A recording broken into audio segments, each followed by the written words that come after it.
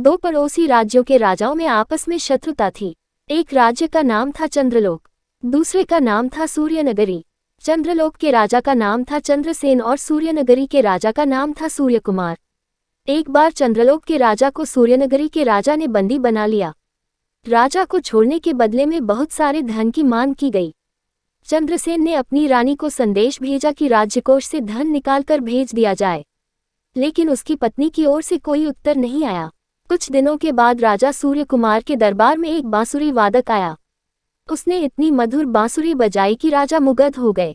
उन्होंने बांसुरी वादक से आग्रह किया कि वह कुछ दिन अतिथि बनकर महल में रुके। बांसुरी वादक ने राजा की इच्छा को पूरा किया और महल में रुक गया। 5 दिन बाद जब वह अपने देश वापस जा रहा था, तब राजा सूर्यकुमार ने उससे कहा, हम आपको अपनी ओर से कोई उपहार देना चाहते हैं, आप अपनी इच्छा हमें बताएं। बांसुरी वादक ने कहा, महाराज, मेरा देश बहुत दूर है, रास्ता लंबा है, मैं चाहता हूं कि आप मुझे सेवा करने के लिए एक गुलाम दे दें। उसने गुलाम के रूप में चंद्रसेन को मांग लिया। राजा ने ऐसा ही किया। बांसुरी वादक चंद्रसेन को लेकर चल दिया। जल्दी ही वे सूर्यनगरी से बाहर निकल गए। चंद्रलोक की राजधानी के पास पहुंचकर अचानक बांसुरी वादक गायब हो गया। चंद्रसेन ने उसे काफी ढूंढा। जब कुछ पता नहीं चला तो वे अपनी राजधानी वापस पहुंच गए। महाराज को यूं अचानक वापस पाकर सारे दरबारी अत्यधिक प्रसन्न हो गए।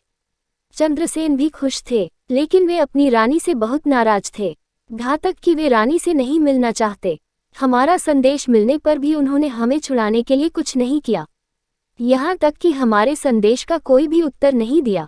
जे जौले वे दरबार में ये घोषणा करने ही वाले थे कि वे अपनी रानी से हमेशा के लिए अलग हो रहे हैं, तभी बांसुरी की मधुर आवाज सुनाई दी। अचानक वही बांसुरी वादक वहां आ पहुंचा। अब राजा चंद्रसेन ने बांसुरी वादक को ध्यान से देखा। वह और कोई नहीं, स्वयं महारानी थी।